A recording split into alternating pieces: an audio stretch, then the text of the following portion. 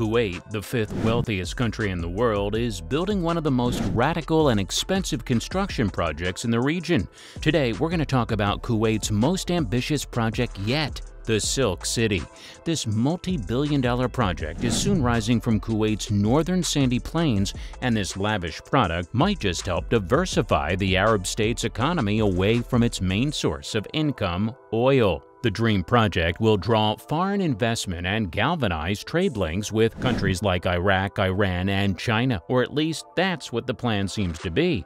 Nasser al-Ahmad al-Sabah, who was the first national deputy prime minister and the current minister of defense of Kuwait, sketched out elaborate plans for an economic free zone and deep seaport. The sole purpose of the project, which is to be built in phases over the next 25 years, is meant for Kuwait to catch up and be on par with its Gulf neighbors who have exceedingly opened up to foreign investment and are constantly vying to be regional business hubs. But unlike its Arab peers, Kuwait has a robust elected assembly whose members have pushed back against unpopular measures such as welfare cuts and a new sales tax designed to improve the country's finances.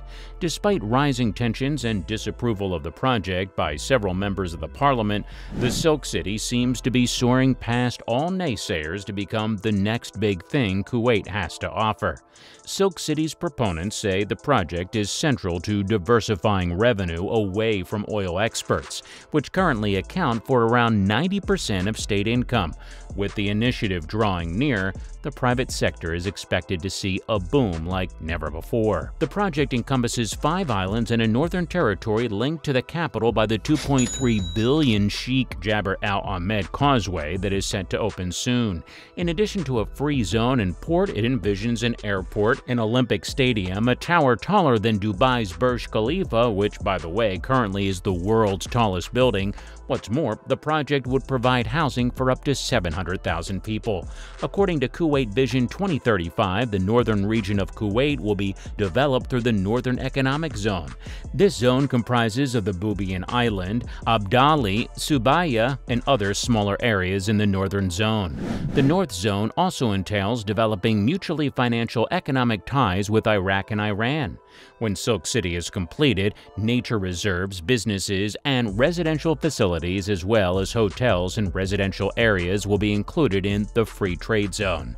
The causeway that we spoke about earlier will help in linking northern Kuwait to Kuwait City. By using the causeway, driving time from Kuwait City to northern Kuwait will cut down drastically to only 15 minutes instead of 1.5 hours required to go around Kuwait Bay.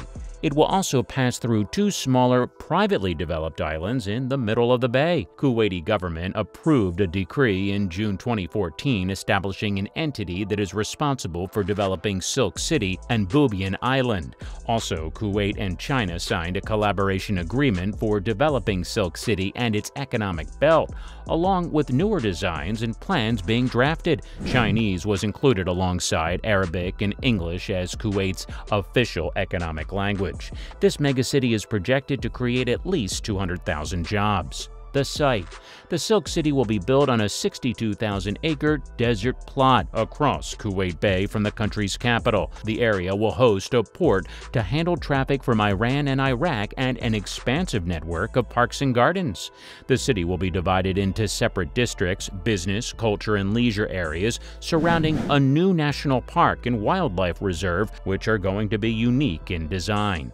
One of the project's main proposed attractions is the Burj Mubarak Al Kabir, which will be standing at a towering 3,284 feet to reflect the Arabian folktale collection 1001 Arabian Nights. Due to its immense height, the building is vulnerable to high winds. To maintain stability in the face of these winds, the proposed design includes 3 interlocking towers, each twisted 45 degrees to support the structure. Moreover, there would also be vertical ailerons running the entire building length on each edge. As these ailerons were positioned, the winds would be redirected to minimize structural noise. The building is taller than the 2,716-foot Burj Khalifa, but shorter than the 5,570-foot Tokyo Sky Mile Tower, which is currently in the planning, and the 3,307 Jeddah Tower, which is now under construction. Plans call for 7 30-story neighborhoods stacked on top of each other, enough to house different levels of apartments, offices, and hotels. There will be 4-story town squares linking each neighborhood. Over the last 5 years, budget surpluses have helped the Kuwaiti government pledge over $132 billion to the project already, despite the global recession. And though it's a short distance from an already bustling capital city, this new urban development looks to become a central transportation hub and economic powerhouse in its own right. That's all for today's video. Let us know down in the comments which feature of the Silk City you're excited about the most.